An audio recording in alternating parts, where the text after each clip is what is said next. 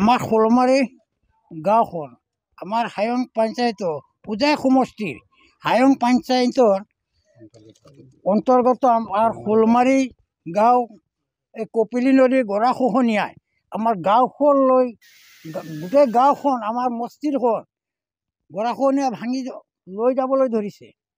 সেইটো কাৰণে আমি সকলো ৰাইজে মিলি আমাৰ এজন বুজুৰ্গক আনি জয়নগৰ মাদ্ৰাছাৰ হুজুৰ এজনক আনি আমি ইয়াত দোৱা আল্লাহৰ ওচৰত মাগিছোঁ যে আল্লাহ পাকে যেনে আমাৰ এই গৰাখহনীয়াৰ পৰা আমাৰ গাঁওখন বচায় আৰু আমাৰ মছজিদখনো বচায়। সেইকাৰণে আমি সকলো ৰাইজক অনুৰোধ জনাইছোঁ যে সকলোৱে যে আমাৰ এই গাঁওখনৰ কাৰণে আৰু মছজিদখনকে দোৱা আল্লাহৰ ওচৰত কৰে যেন।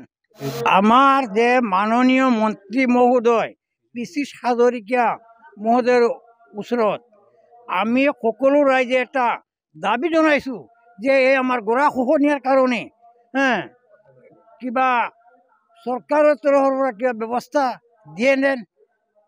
সেইকাৰণে আমাৰ অন্ততঃ হায়ঙৰ সীমাৰ পৰা আমাৰ যমুনা নদীৰ সন্মুখলৈকে কম বেছি 2 কিলোমিটাৰমান হ'ব। এইখিনি জেগাত যদি চৰকাৰৰ তৰফৰ পৰা মন্ত্ৰী মহোদয়ে যদি চায় চৰকাৰৰ তৰফৰ পৰা কোনো গৰাখহনীয়া বন্ধ কৰিবৰ কাৰণে কোনো বেঠাৰ ব্যৱস্থা কৰি দিয়ে যেন।